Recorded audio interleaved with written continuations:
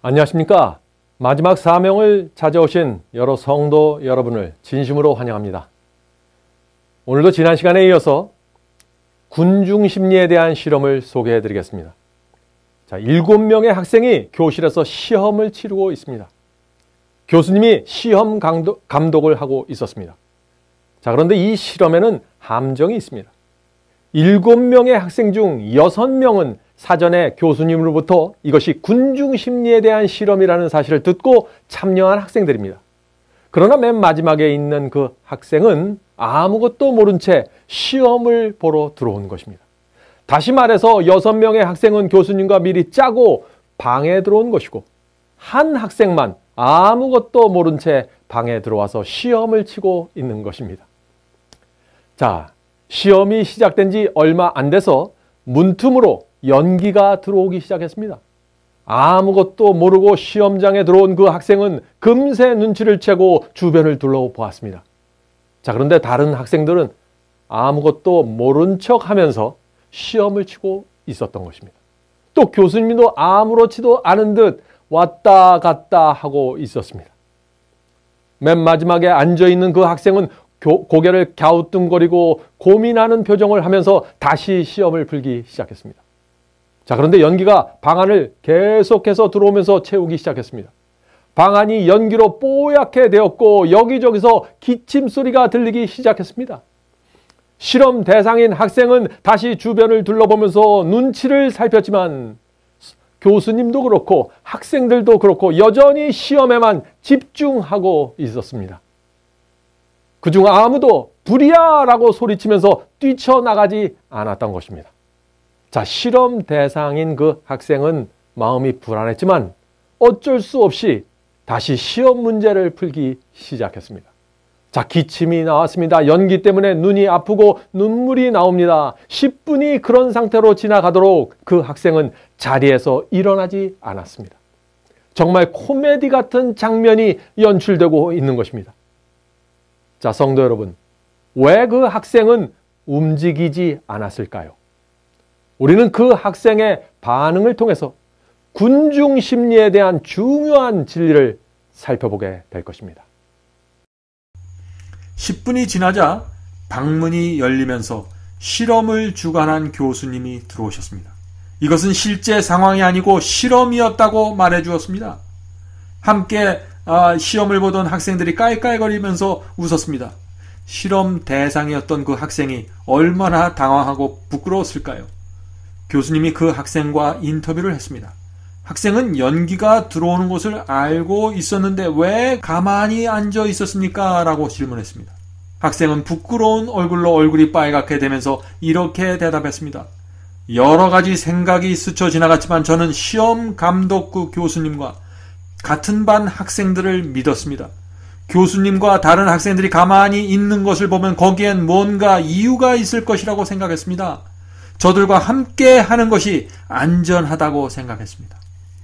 그런데 그 동일한 시간에 바로 옆방에서 한 사람을 대상으로 동일한 실험이 진행되었습니다. 놀라운 사실은 그 실험에서는 연기가 방 안으로 들어온 지 10초도 되지 않아서 그 학생이 방을 빠져나갔습니다. 그 방에는 감독 교수님도 없었고 다른 학생들도 없었습니다. 혼자서 시험을 보고 있었기 때문에 군중의 영향을 전혀 받지 않았던 것입니다. 만일 여러분이 그 상황에 있었으면 어떻게 하셨을까요? 금방 자리에서 일어나 연기가 나오는 그 방을 빠져나왔을까요? 아닙니다. 여러분도 그 상황에 계셨으면 똑같이 행동했을 가능성이 매우 높습니다. 옆에 앉아있던 다른 사람들을 따라갔을 것입니다. 제가 어떻게 그것을 아냐고요? 그 시험에 참석했던 80% 이상의 사람들이 거의 동일한 반응을 나타냈던 것입니다. 대부분의 실험 대상자들이 눈물을 닦고 기침을 하면서도 계속 그 자리에 앉아 있었습니다. 몇 년 전 대구에서 있었던 지하철 화재 사건을 여러분들 기억하십니까? 그 당시 불이 나서 연기가 전동차 안으로 들어오고 있었는데 아무도 움직이지 않았다고 합니다. 왜 그들이 움직이지 않았을까요? 서로 눈치를 보면서 앉아 있었던 것입니다. 다른 사람들이 움직이지 않으니까 나도 움직일 필요가 없다고 생각했던 것입니다. 그 전동차 안으로 연기가 꾸역꾸역 들어오고 있는데 군중과 함께 있는 것이 더 안전할 것이라고 생각했던 것이죠. 군중의 느낌과 군중의 판단에 자신의 생명을 맡겼던 것입니다. 그러다가 도피할 시간을 놓쳐서 50여 명의 생명이 그 연기 속에서 사라져버리고 말았던 것입니다. 사랑하는 성도 여러분, 지금 이와 비슷한 일들이 우리 신앙 속에서도 일어나고 있는 것입니다. 다른 사람들이 다 그렇게 사니까 나도 그렇게 살면 구원받게 되겠지라는 그 안일한 생각 때문에 수많은 영혼들이 지금 구원을 잃어버리고 영원한 파멸의 길로 들어서고 있는 것입니다. 다른 교인들이 돈을 사랑하니까 나도 돈을 사랑하고, 다른 사람들이 세속적인 마음으로 하나님을 따르니까 나도 그렇게 따라가도 된다고 생각하는 것입니다. 하나님의 말씀으로 내가 가야 할 길을 정해야 하는데 군중의 의견과 판단에 구원을 맡기고 살아가는 것입니다. 참으로 두려운 일입니다. 현대인들이 군중 심리에 빠지는 몇 가지 이유를 제가 정리해 보았습니다. 군중 심리에 빠지는 첫 번째 이유는 주변 사람들의 눈을 두려워하기 때문입니다. 사람들의 눈 때문에 하나님의 말씀과 뜻을 버리는 사람들이 너무나 많습니다. 그래서 사도 바울이 이렇게 경고한 것입니다. 갈라디아서 1장 10절이죠. 이제 내가 사람들에게 좋게 하랴 하나님께 좋게 하랴 사람들에게 기쁨을 구하랴 내가 지금까지 사람의 기쁨을 구하는 것이었다면 그리스도의 종이 아니라. 이 성경절이 군중 심리에 대한 핵심 성경절입니다. 사람의 눈치를 보면서 하나님보다 사람을 기쁘게 하려고 애쓰는 사람은 그리스도의 종이 아니라는 것이 사도 바울의 말입니다. 자, 군중 심리에 빠지는 두 번째 이유는 다수에 속해야만 안전과 평안이 보장된다고 믿기 때문에 군중을 따라가는 것입니다. 그래서 진리가 소수에 있는 것을 알면서도 소수에는 끼지 않는 것입니다. 민주주의가 좋긴 좋지만 진리는 다수결 투표로 결정하는 것이 아닙니다. 자, 그러면 진리는 무엇에 의해서 결정될까요? 그것은 오직 하나님의 말씀, 성경으로만 어떤 것이 진리고 하나님의 뜻인가를 우리가 알 수 있는 것입니다. 자, 군중 심리에 빠지는 세 번째 이유, 그것은 무책임함입니다. 자신의 구원에 대해서도 무책임하고 다른 사람들의 구원에 대해서도 무책임한 것입니다. 책임을 지고 싶지 않는 것입니다. 그래서 교인들이 잘못된 길을 걸어가고 있어도 침묵을 지키는 것입니다. 책임을 느끼지 못하기 때문에 성경에 기록된 하나님의 뜻을 살피려고 하지 않고 내 자신의 안위와 내 자신의 평안만을 생각하는 것입니다. 그래서 진리가 무엇이고 하나님의 뜻이 무엇인지 아는 그리스도인들마저도 지금 교회 안에서 입을 다물고 교회의 죄와 배도에서 침묵하고 있는 것입니다. 자, 이 세 가지를 요약하면은 결국 군중 심리에 빠지는 이유는 하나인데 그것은 하나님의 뜻과 말씀보다는 사람의 뜻과 요구를 더 중요시 여기는 것입니다. 그래서 군중이 서면 나도 서고 군중이 앉으면 나도 앉는 그러한 삶을 살게 되는 것입니다. 제가 참 좋아하는 책이 한 권이 있는데 그 책에는 이런 말씀이 있습니다. 자, 제가 그 말씀을 읽어드리겠습니다. 인류의 가장 큰 결핍은 인물의 부족이다. 지금 하나님께서는 돈에 매매되지 않는 사람, 심령이 진실하고 정직한 사람, 죄를 죄라고 부르기를 두려워하지 않는 사람, 마치 나침판의 바늘이 항상 남북을 가르치듯이 양심이 그 의무에 충실한 사람, 비록 하늘이 무너질지라도 하나님의 진리와 의를 위해서라면 굳게 서는 그런 사람들을 지금 하나님께서는 찾고 계신다. 참 얼마나 아름다운 말씀인가요? 어떤 분들은 이런 질문을 합니다. 그런 사람들이 이 세상에 어디 있습니까? 그것은 너무나 높은 신앙 경지입니다. 정말 그럴까요? 바벨론의 소년의 나이로 끌려가 고결한 신앙을 지켰던 다니엘과 세 친구들은 어떻습니까? 사단의 끔찍한 공격에도 하나님의 손을 놓지 않았던 욥은 어떤가요? 그리스도의 복음을 전하기 위해서 죽기까지 복음을 전했던 12 제자들과 사도들은 어떻습니까? 이런 신앙은 실제적인 것이고 참된 경건의 능력이 되는 것입니다. 어떤 분들은 성경에 기록되어 있는 그 아브라함의 연약함, 또 다윗의 간음 같은 그런 것들을 지적하면서 고결한 신앙을 갖는 것은 불가능하다고 말합니다. 아브라함이 거짓을 말하고 다윗이 간음했기 때문에 우리도 그렇게 사는 것이 당연한 것처럼 그렇게 설교합니다. 그들이 그런 죄를 범하고도 구원받았기 때문에 우리도 그렇게 살아도 구원받을 수 있다는 가능성을 열어놓습니다. 우리가 성경을 정말 그렇게 읽어야 할까요? 하나님께서는 왜 아브라함이 아내를 누이라고 했던 그 연약함을 성경에 기록해 두셨을까요? 왜 다윗이 밧세바를 범하는 그 죄를 성경에 기록해 두셨을까요? 우리도 그런 죄를 범해도 좋다는 것을 알려주기 위해서인가요? 아니면 우리는 그들의 잘못을 반복하지 말라는 경계로서 주신 교훈인가요? 대답은 분명한 것입니다. 우리는 그렇게 살지 말라는 뜻입니다. 그들은 그렇게 써도 너희들은 그렇게 살지 말라는 의미에서 하나님께서 성경에 그 이야기를 넣어두신 것이죠. 물론 아브라함이나 다윗 같은 위대한 믿음의 조상도 실수하고 죄를 범했습니다.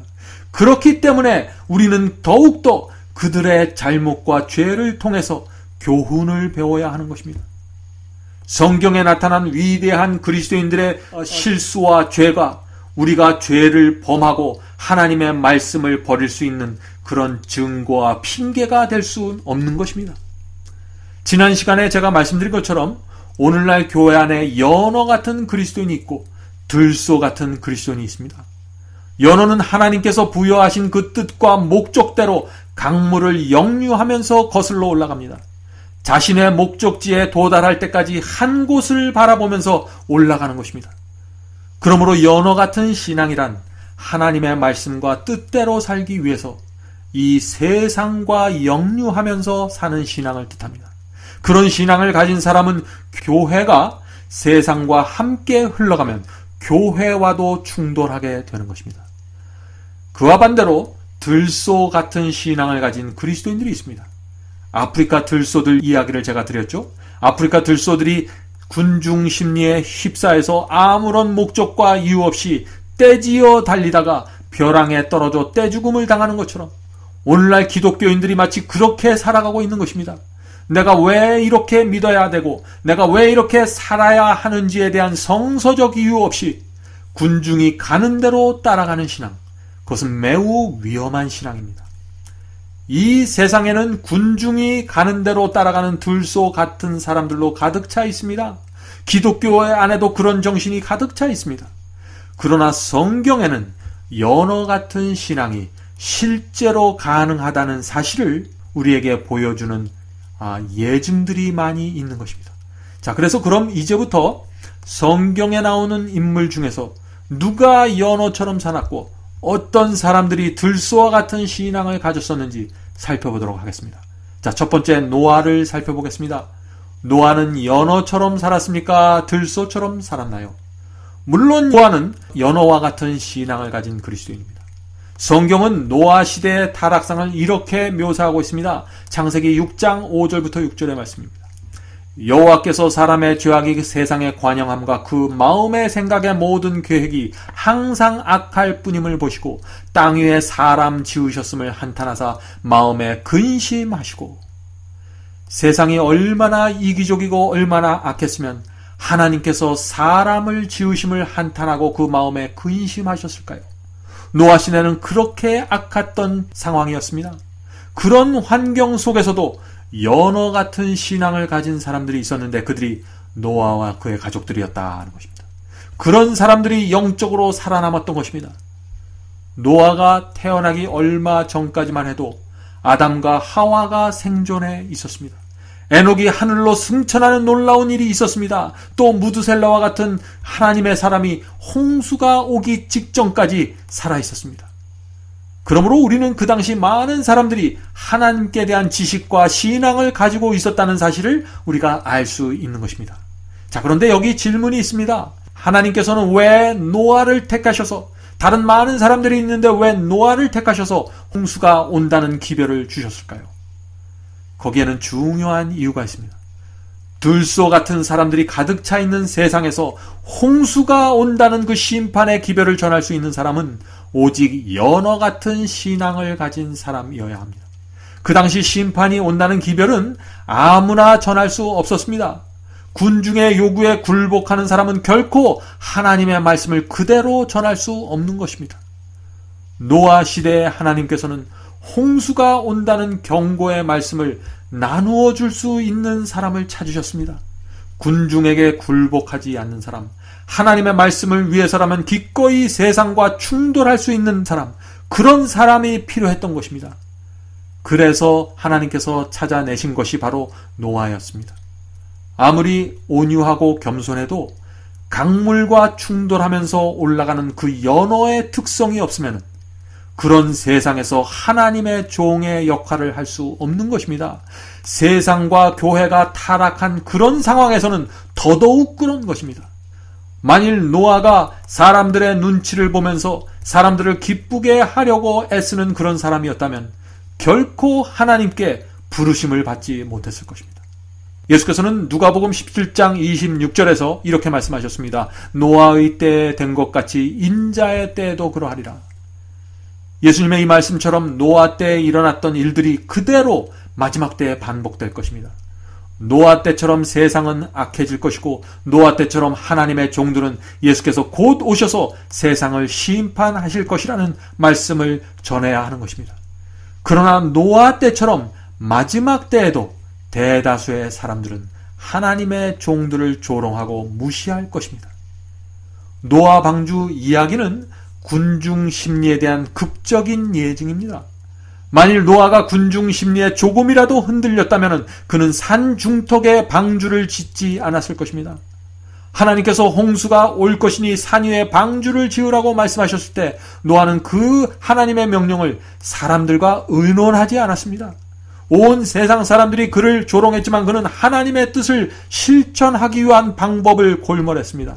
그런 노아의 신앙 때문에 그는 세상과 충돌할 수밖에 없었으며 그 당시에 살았던 많은 하나님을 믿는다고 말하는 사람들과도 충돌할 수밖에 없었을 것입니다. 방주가 완성되자 하나님께서는 초자연적인 기적을 통하여 동물들을 방주 안으로 불러 모으셨습니다. 하나님께서는 사람들도 함께 방주 안으로 들어올 것을 기대하면서 기다리셨습니다. 그러나 군중 심리에 붙잡혀 있던 사람들은 서로 눈치를 보면서 방주 안으로 들어가지 않았을 것입니다. 물론 동물들이 쌍쌍이 방주 안으로 들어가는 모습을 보았을 때 사람들의 마음은 크게 흔들렸을 것입니다. 성령께서 그들의 마음을 감동시키기 위해서 애를 쓰셨을 것입니다. 그러나 아무도 방주로 들어가지 않았습니다. 왜 그랬을까요? 이유는 간단합니다. 모든 사람이 사단이 움직이는 군중 심리에 말려들었기 때문입니다. 내 주변에 있는 모든 사람들이 노아의 설교를 거절하고 노아의 초청을 거절하는데 나만 그것을 받아들이기가 너무나 부담스러웠던 것입니다. 방주에 잘못 들어갔다가 비가 내리지 않으면 큰 망신이니까 말이죠. 노아의 지지자로 낙인 찍히면 그 사회에서 매장되는 것입니다. 그래서 노아의 가족만 방주 안에 들어가 구원을 받는 어처구니 없는 일이 생기게 되었던 것입니다.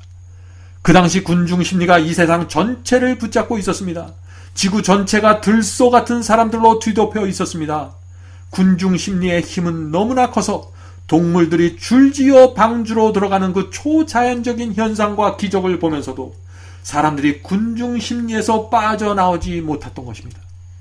그래서 그 군중 심리에 붙잡혀 있던 사람들은 멸망당했고 연어의 특성을 가진 그리스도인만 구원받게 되었던 것입니다.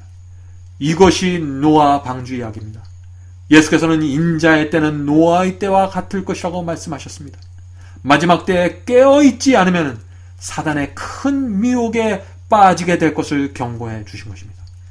자, 두 번째 예레미야의 케이스를 살펴보겠습니다. 예레미야, 그는 연어 같은 사람이었을까요? 아니면 들소 같은 사람이었을까요?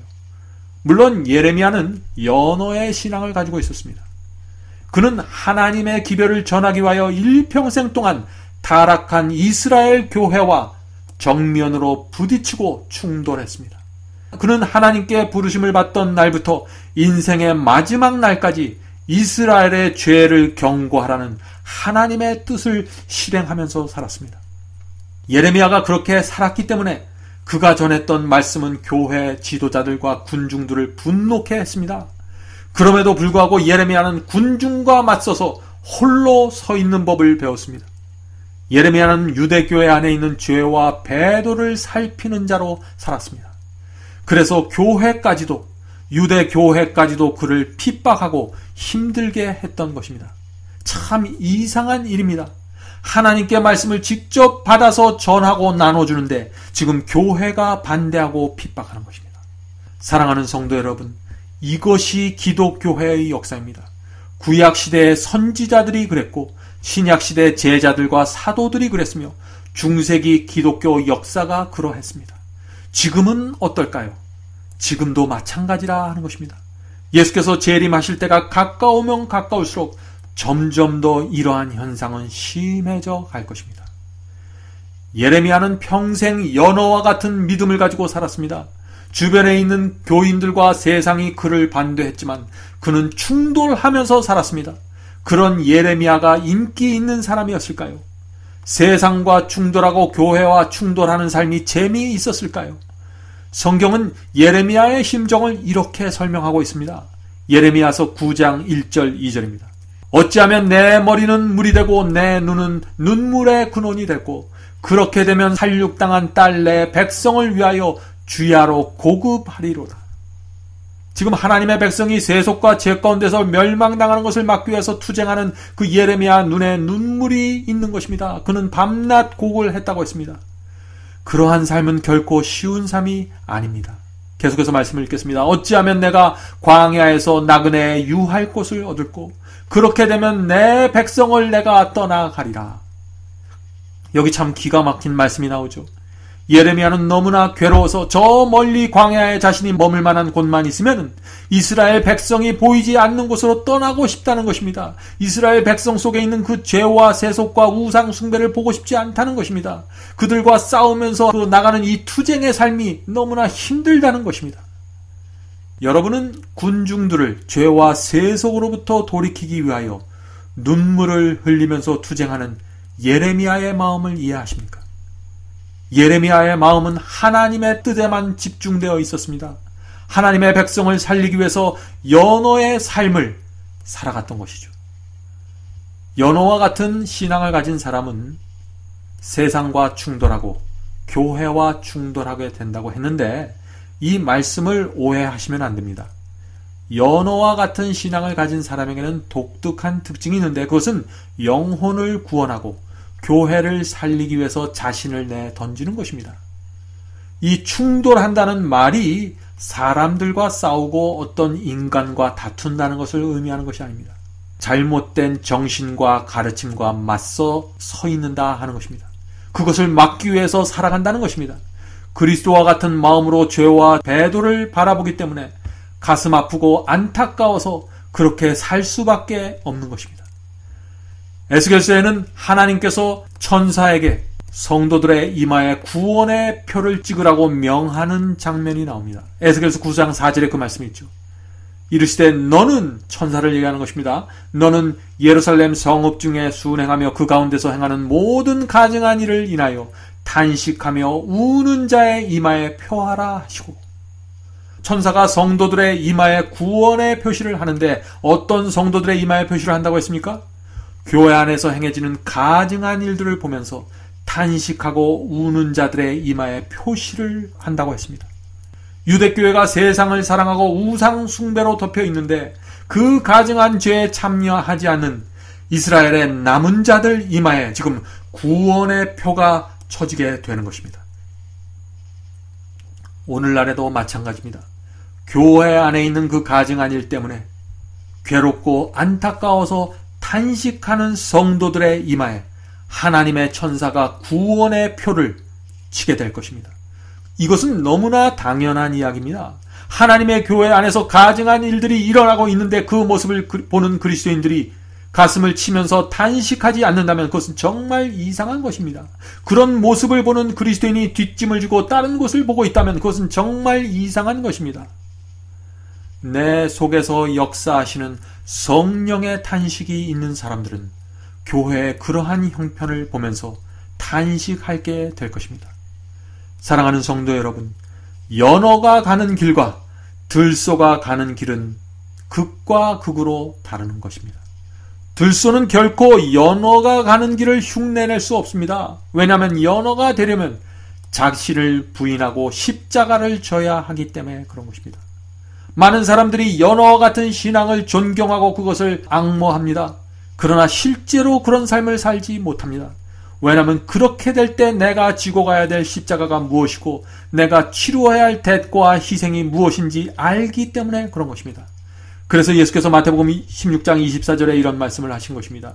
이에 예수께서 제자들에게 이르시되 아무든지 나를 따라오려거든 자기를 부인하고 자기 십자가를 지고 나를 쫓을 것이니라. 자, 우리 이제 세 번째로 예수님의 케이스를 살펴보죠. 예수님은 군중의 기대를 깨뜨리면서 이 땅에 오셨습니다. 들소의 특성을 가진 사람들은 그래서 전혀 예수님을 알아보지 못했던 것입니다. 하늘 왕이 이 땅에 오셨는데 베들레헴의 말구유에 거적 같은 천에 쌓여 계셨습니다. 그래서 유대인들이 그분을 알아보지 못했던 것입니다. 유대인들은 자신들을 로마의 압주에서 구해줄 위대한 왕이 오시길 기대했는데 예수께서는 사람의 마음을 만족시키는 방식으로 이 땅에 오지 않으신 것입니다. 그래서 유대인들이 4,000년 동안 기다려왔던 메시아를 거절하게 되었던 것입니다. 메시아를 영접할 수 있는 기회는 예루살렘 성 안과 밖에 똑같이 주어졌습니다. 마태복음 2장 1절 2절에 그 말씀이 있죠. 헤롯 왕 때 예수께서 유대 베들레헴에서 나시매 동방으로부터 박사들이 예루살렘에 이르러 말하되 유대인의 왕으로 나시니가 어디 계시뇨? 우리가 동방에서 그의 별을 보고 그에게 경배하러 왔노라 하니. 지금 동방 박사들이 예루살렘 성의 그 헤롯 왕과 대제사장과 서기관들에게 메시아의 탄생을 알렸습니다. 그 메시아의 탄생 소식에 대해서 그들이 어떻게 반응했을까요? 그 동방 박사들의 말에 어떻게 반응했을까요? 마태복음 2장 3절부터 6절에 그 반응이 나옵니다. 헤롯 왕과 온 예루살렘이 듣고 소동한지라. 지금 헤롯 왕과 예루살렘 성한 사람들이 모두 메시아의 탄생 소식을 들었습니다. 그래서 소동하게 된 것입니다. 계속해서 읽겠습니다. 소동한지라 왕이 모든 제사장과 백성들의 서기관들을 모아 그리스도가 어디서 나겠느뇨 물으니 가로되 유대 베들레헴이오니 이는 선지자로 이렇게 기록된 바 유대 땅 베들레헴아 너는 유대 마을 중에 가장 작지 아니하도다. 내게서 한 다스리는 자가 나와서 내 백성 이스라엘의 목자가 되리라 하였음이니라. 놀라운 일입니다. 예루살렘 성 안에 있던 그 유대 교회의 지도자들도 메시아가 베들레헴에서 태어날 것이라는 구약 성경의 예언을 정확히 알고 있었습니다. 그런데 그들이 왜 베들레헴에서 태어난 그 아기 예수를 죽이려고 했을까요? 왜 메시아를 거절했을까요? 왜냐하면 그 당시 예루살렘 성 안은 들소 같은 군중들로 채워져 있었기 때문입니다. 그래서 천사들이 예루살렘 성을 지나서 성 밖에 있는 목동들과 이방인 박사들을 찾아갔던 것을 그들은 이해하지 못했던 것입니다. 그 당시 유대 사회는요, 예루살렘 성 안과 성 밖으로 나누어져 있었습니다. 성 안에는 유대 교회와 유대 사회의 지도 계층이 살았고 성 밖에는 가난한 자, 문둥병자, 목동들, 사회로부터 격리되어야 할 죄인들이 살고 있었습니다. 하류 계층이 살고 있었습니다. 그래서 그리스도의 십자가도 성 밖에 세워진 것입니다. 그런데 천사들이 메시아의 탄생 소식을 성 밖에 있는 목동들에게, 그것도 이름 없는 목동들에게 전했던 것입니다. 더군다나 유대 교인이 아닌 이방인 그 동방 박사들이 와서 메시아의 탄생 소식을 자신들에게 전해 주었던 것입니다. 예루살렘의 대제사장과 서기관들은 자존심이 크게 상했던 것입니다. 어떻게 하늘의 천사들이 우리를 제껴놓고 저런 사람들에게 먼저 찾아갈 수 있을까라는 생각을 했던 것입니다. 이런 생각들이 유대 교회가 그리스도의 초림을 거절하게 되었던 중요한 이유가 되는 것입니다. 그 당시 아주 유대인들 속에 흔들릴 수 없는 통념이 하나가 있었는데 그것은 하늘로부터 오는 기별은 반드시 예루살렘 성 안에 있는 교회 지도자, 즉 공식 채널을 통해서만 전해져야 한다는 믿음이었습니다. 그런 생각에 사로잡혀 있었기 때문에 메시아의 탄생과 십자가가 완전한 흑암 속에 가리워질 수밖에 없었던 것입니다. 오늘날도 마찬가지입니다. 혹시 여러분 중에 하늘의 기별과 진리는 내가 소속된 이 교회에만 있다는 생각을 갖고 계신 분이 계십니까? 하나님의 뜻은 어떤 특정 교파를 통해서만 이루어진다고 생각하십니까? 조심하시기 바랍니다. 그런 생각은 여러분을 마지막 시대에 이루어지는 하늘의 역사를 분별하지 못하게 만들 것입니다. 사단은 그런 생각에 빠져 있는 그리스도인들을 들소 같은 군중으로 만들어버릴 것입니다. 사랑하는 성도 여러분, 진리는 이 교회 저 교회에 조금씩 나누어져 있습니다. 그리스도와 사도들이 온전한 진리 외에 초대교회를 세웠습니다. 그런데 중세기를 거치면서 교회는 1000년 동안 종교 암흑시대를 통과하게 되었습니다. 그 긴 기간 동안 수많은 교리들이 변질되었고 이방의 가르침들이 교회 안에 들어오게 되었습니다. 이것은 오늘날 우리가 교회사를 살펴보면 누구나 알 수 있는 일이죠. 그러다가 16세기에 종교개혁운동이 일어나게 되었고 그때부터 개신교 운동이 일어나면서 진리의 빛이 회복되면서 밝아지기 시작했습니다. 그러나 얼마 되지 않아서 여러 교파와 교단으로 나누어지게 되었습니다. 그런 과정 속에서 정통과 이단의 시비가 그치지 않았습니다. 서로 자신이 정통이라고 주장하는 일들 때문에 진리가 힘을 잃어버리고 말았습니다. 그 결과 수많은 그리스도인들이 교단이라는 장벽 속에 갇히고 말았고 교단 너머에 있는 빛을 보지 못하게 되었습니다. 장로교인들은 감리교회가 갖고 있는 빛을 모르게 되었고 감리교인들은 성결교회가 갖고 있는 빛을 보지 못하게 되었습니다. 성결교인들은 침례교회가 갖고 있는 빛을 받지 못하게 되었던 것입니다. 이웃에 있는 교회가 무슨 진리를 가르치고 무슨 설교를 하는지 모른 채 살아가게 되었다는 것입니다. 사랑하는 형제 자매 여러분, 이 세상에는 완전한 진리를 갖고 있는 교단과 교파는 존재하지 않습니다. 그러므로 우리는 날마다 빛을 사모하면서 그 빛을 바라보면서 나가야 되는 것입니다. 하나님께서 성령을 통하여 지금도 이 세상 곳곳에 흩어져 있는 하나님의 백성들을 하나로 모아가고 있는 것입니다. 초대교회에서 12제자와 사도들이 세워놓은 그 온전한 진리가 2000년이라는 시간을 흘러내려오는 동안 이 교회 저 교회로 조금씩 흩어져 나누어지게 되었습니다. 어떤 교회는 복음에 대한 빛을 갖고 있고 어떤 교회는 예언에 대한 환한 빛을 갖고 있으며 어떤 교회는 성결함에 대한 강조점을 갖고 있습니다. 하나님의 백성들은 점점 더 밝은 빛으로 가게 될 것입니다. 의인은 그 자리에 가만히 앉아있는 사람이 아닙니다. 빛을 향해서 날마다 나가는 사람들입니다. 잠언 4장 18절 19절에 바로 그 말씀이 있습니다. 의인의 길은 돋는 햇볕 같아서 점점 빛나서 원만한 광명에 이르거니와 악인의 길은 어둠 같아서 그가 거쳐서 넘어져도 그것이 무엇인지 깨닫지 못하느니라. 의인의 길은 점점 더 밝은 빛으로 나가는데 악인의 길은 어둡다고 했습니다. 악인의 길은 왜 어두울까요? 하나님의 말씀을 연구하지 않고 진리를 거절하기 때문에 어둠에 갇히게 되는 것입니다. 악인들은 어둠 때문에 자꾸 넘어지게 됩니다. 그러면서도 자신이 왜 넘어지는지 모른다고 했습니다. 하나님의 말씀을 살피지 않고 성령의 음성을 듣지 않으면서 진리의 빛을 거절하는 사람들은 결국 어둠 속에 완전히 갇히게 되는 것입니다. 빛을 무시하고 거절하기 때문에 군중을 따라갈 수밖에 없는 것입니다. 결국 들소처럼 이 세상을 살아가게 되는 것입니다. 군중 심리의 중심에는 사람을 의지하는 정신이 있습니다.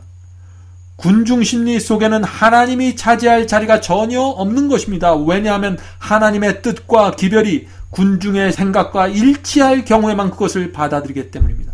하나님의 말씀과 그 뜻을 받아들일 때 희생과 손해가 생기지 않아야만, 압력을 느끼지 않아야만 받아들이기 때문에 그런 사람들은 결국 사단의 미혹에 사로잡히게 되는 것입니다. 지금까지 군중 심리에 대한 많은 말씀을 저희가 나눴습니다. 이제 가장 중요한 질문이 우리 앞에 남아 있습니다. 그 질문이 무엇일까요?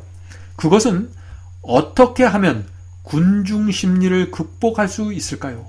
어떻게 하면 군중의 압력에 끌려다니지 않을 수 있을까요? 라는 질문입니다. 열왕기하 6장에는 군중의 압력을 극복하는 놀라운 비결이 나옵니다. 한 번은 아람 왕이 대군을 이끌고 와서 밤중에 몰래 엘리사가 머물고 있는 성을 완전히 포위했습니다. 그래서 아침 일찍 일어나서 밖을 보니 엄청난 숫자의 군대가 성을 에워싸고 있었습니다. 군중에 의해서 포위된 것입니다. 자, 그런 상황에서는 대부분의 사람들이 그 군대와 군중이 주는 압력에 완전히 굴복하게 됩니다. 엘리사의 종도 그러했습니다. 열왕기하 6장 14절부터 17절의 말씀을 읽겠습니다. 아람 왕이 이에 말과 병과 많은 군사를 보내매 저희가 밤에 가서 그 성을 에워쌌더라. 하나님의 사람의 수종 드는 자가, 엘리사의 사안을 얘기하는 것입니다. 수종 드는 자가 일찍이 일어나서 나가보니 군사와 말과 병거가 성을 에워쌌는지라. 그 사환이 엘리사에게 고하여 내 주여 우리가 어찌하리이까. 자, 자신을 둘러싸고 있는 이 아람 왕의 말과 병거와 군사들을 본 이 엘리사의 사안은 완전히 압도되었습니다. 왜 압도되었나요? 눈에 보이는 대로 판단했기 때문입니다. 엘리사 종처럼 그 눈에 보이는 대로 판단하고 귀에 들리는 대로 판단하는 사람은 군중의 압력에서 벗어나지 못하게 될 것입니다. 사환의 말에 엘리사가 무엇이라고 대답하는지 우리가 살펴봐야 합니다. 자, 그 말씀을 읽겠습니다. 대답하되 두려워하지 말라. 우리와 함께한 자가 저와 함께한 자보다 많으니라 하고, 엘리사가 정말 이상한 이야기를 합니다. 자신들과 함께한 숫자가 아람 왕과 그 군대들보다 훨씬 많다는 것입니다. 엘리사가 왜 그런 말을 했을까요? 자, 말씀을 계속 읽어보겠습니다. 여호와께서 그 사환의 눈을 여심해 저가 보니 불말과 불병거가 산에 가득하여 엘리사를 둘렀더라. 사랑하는 성도 여러분, 이것이 바로 믿음입니다. 믿음은 보이지 않는 불말과 불병거를 보는 것입니다. 믿음의 눈이 없는 사람은 그래서 자기 주변에 있는 불말과 불병거를 볼 수 없는 것입니다. 그래서 자꾸 군중에게 굴복하고 군중의 말과 군중의 의견을 따라가게 되는 것입니다. 눈에 보이는 군중만 보고 주변을 둘러 진치고 있는 하나님의 천사를 보지 못하기 때문에 그런 것입니다. 군중보다 훨씬 강한 천사들이 지키고 있는데 군중의 압력을 두려워해서 굴복하게 되는 것입니다. 그것이 믿음이 없이 이 세상을 살아가는 사람들의 모습이 되는 것입니다. 믿음의 눈으로 불말과 불병거를 보지 못하는 사람은 항상 불안한 것입니다. 경제가 힘들어지면 불안합니다. 몸이 약해져서 병에 걸리면 불안해하는 것입니다. 불안하기 때문에 육신의 눈에 보이는 것들을 꼭 붙잡고 살게 되는 것입니다. 그래서 하나님을 믿는다고 하면서 구두쇠가 되고 욕심장이가 되는 것입니다. 하나님을 믿는다고 말하면서 자기밖에 모르는 삶을 살게 되는 것이에요. 그래서 겉모양은 그리스도인인데 그 안의 내용은 세상 사람과 별다른 차이가 없게 되는 것입니다. 만일 우리의 영적 눈이 열려서 하나님께서 보내신 그 천사들의 불말과 불병거를 보면서 우리가 살 수 있다면 우리가 어떤 모습으로 이 세상을 살아가게 될까요? 엄청난 변화가 일어나게 될 것입니다. 우리 삶에 큰 혁명이 일어나게 될 것입니다. 우리의 말과 행동이 완전히 달라지게 될 것입니다. 절망할 수밖에 없는 상황 속에서도 우리를 애워싸고 있는 그 불말과 불병거를 우리가 볼 수만 있다면 저와 여러분도 엘리사처럼 말하고 행동하며 살 수 있는 것입니다. 이것이 믿음이고 군중 심리를 극복하는 비결이 되는 것입니다. 사도 바울은 믿음을 이렇게 정의했습니다. 히브리서 11장 1절입니다. 믿음은 바라는 것들의 실상이요 보지 못하는 것들의 증거니. 믿음은 세상 사람들이 보지 못하는 것을 보면서 살게 합니다. 그래서 믿음을 가진 사람은 세상 사람들이 이해하지 못하는 결정을 내릴 수 있는 것입니다. 왜냐하면 그들이 보지 못하는 것을 믿음을 가진 사람은 보기 때문에 그런 것입니다. 예수께서는 믿음을 가진 사람의 삶을 이렇게 설명하셨습니다. 마태복음 17장 20절입니다. 진실로 너희에게 이르노니 너희가 만일 믿음이 한 겨자씨만큼만 있으면 이 산을 명하여 여기서 저리로 옮기라 하여도 옮길 것이요 또 너희가 못할 것이 없으리라. 얼마나 놀라운 말씀입니까? 겨자씨는 여러분들이 아는 대로 정말 작은 씨입니다. 그런데 만일 우리가 하나님을 그 작은 겨자씨만큼이라도 믿는다면 산을 옮길 수 있는 능력의 삶을 살 수 있다는 말씀입니다. 믿음은 그만큼 강력한 것입니다. 우주의 왕이고 말씀으로 우주 만물을 창조하신 하나님을 믿고 사는데 어떻게 사람의 눈치를 보고 군중을 따라갈 수 있을까요? 그럴 수 없는 것입니다. 그래서 사도 요한은 믿음을 가진 사람은 세상을 이긴다고 말했던 것입니다. 요한일서 5장 4절에 그 말씀이 있죠. 대저 하나님께로서 난 자마다 세상을 이기느니라. 세상을 이긴 이김은 이것이니 우리의 믿음이니라. 오늘날에는 왜 노아가 전했던 기별, 예레미야가 전했던 말씀, 침례 요한이 전했던 그 경고가 들리지 않을까요? 사람의 눈을 두려워하기 때문이 아닐까요? 군중의 압력을 두려워하기 때문이 아닐까요? 사랑하는 성도 여러분, 지금 드리는 이 말씀을 잘 기억하시기 바랍니다. 옛날 유대교회는 예루살렘 성안 사람들의 그 군중 심리 때문에 예수 그리스도를 십자가에 못 박았습니다. 그러나 마지막 시대는 그 군중 심리 때문에 진리의 빛을 거절하고 성령의 음성을 거절하게 될 것입니다. 조용히 눈을 감으시고 이사야 선지자의 말씀을 들어보시기 바랍니다. 이사야서 51장 7절 8절입니다. 의를 아는 자들아, 마음에 내 율법이 있는 백성들아, 너희는 내 말을 듣고 사람의 회방을 두려워하지 말라. 사람의 비방에 놀라지 말라. 그들은 옥같이 좀에게 먹힐 것이며 그들은 양털같이 벌레에게 먹힐 것이로되 나의 의는 영원히 있겠고 나의 구원은 세세 미치리라. 이제 말씀을 마치도록 하겠습니다.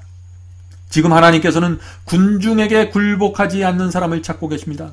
세상의 유혹과 돈에 굴복하지 않는 그리스도인들을 찾고 계십니다. 세상과 충돌하면서 살아가는 그리스도인들을 찾고 계십니다.